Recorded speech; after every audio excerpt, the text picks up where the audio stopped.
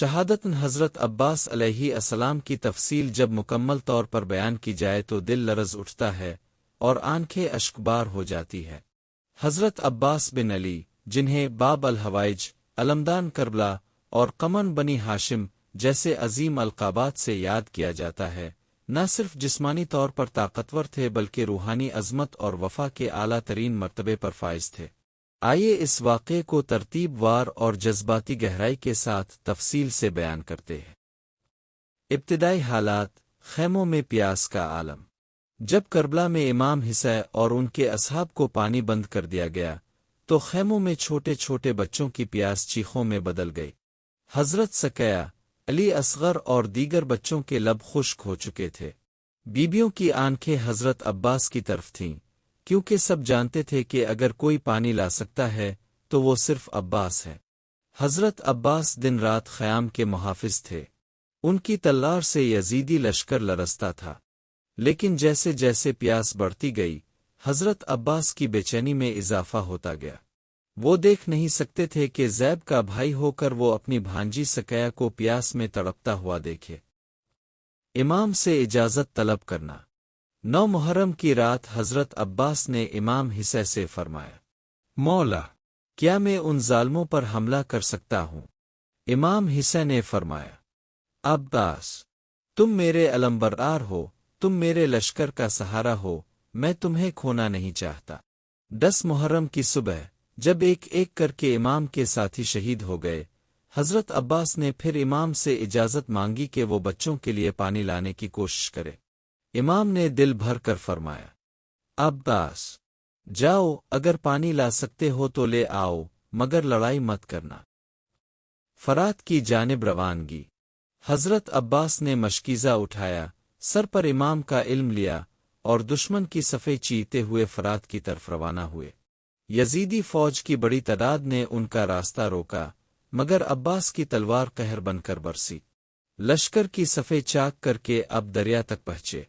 جب فرات کے کنارے پہنچے، پانی کی ٹھنڈی لہریں قدموں سے ٹکرائی۔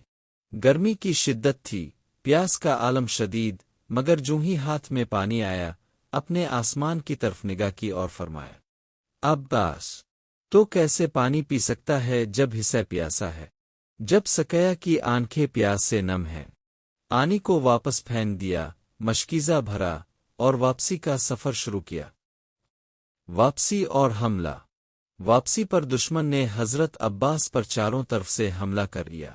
مقصد صرف ایک تھا، مشکیزہ کو خیموں تک نہ پہنچنے دینا۔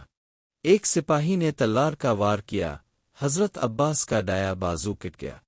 اپنے مشکیزہ اور علم بائیں ہاتھ میں لے لیا۔ دوسرے سپاہی نے وار کر کے بایاں بازو بھی جدا کر دیا۔ اب حضرت عباس بغیر بازو کے مشکیزے کو دانتوں سے تھامے سینے سے علم لپیٹے خیموں کی طرف بڑھ رہے تھے۔ ایک ظالم نے دھات لگا کر سر پر لوہے کا گرز مارا، حضرت عباس زمین پر گر گئے۔ آخری لمحے۔ زمین پر گرتے ہی حضرت عباس نے آواز دی، اخا حسین، ادراک اخاک، بھائی حسین، اپنے بھائی کو سنبھالیے۔ امام حسین دوڑ کر آئے، بھائی کے سر کو زانو پر رکھا۔ حضرت عباس نے سر ہٹا لیا۔ امام نے فرمایا، بھائی، کیوں زانو سے سر ہٹا رہے ہو؟ فرمایا، مولا، کل جب اب کا سر نیزے پر ہوگا، عباس نہیں چاہتا کہ اس کا سر اب کے زانو پر ہو۔ حضرت عباس نے وصیت کی، بھائی، میری لاش خیموں تک نہ لے جانا، کیونکہ میں بچوں کے لیے پانی نہ لا سکا۔ امام حسین نے روتے ہوئے فرمایا، اب العباس انکسر ظہری، اب بال فضل، میری کمر ٹوٹ گئی، اب میں تنہا رہ گیا۔ نتیجہ اور اثر۔ حضرت عباس کی شہادت کربلا کی روح ہے۔ اب کی وفاداری، قربانی، غیرت اور وفا ایسی بلند مثالیں ہیں جو رہتی دنیا تک قائم رہے گی۔ ان کا مشن نہ صرف امام کی حمایت تھا بلکہ حق و باطل کی تمیز کو واضح کرنا بھی۔ حضرت عباس کا مزار کربلا میں آج بھی لاکھوں زائرین کی امیدگاہ ہے۔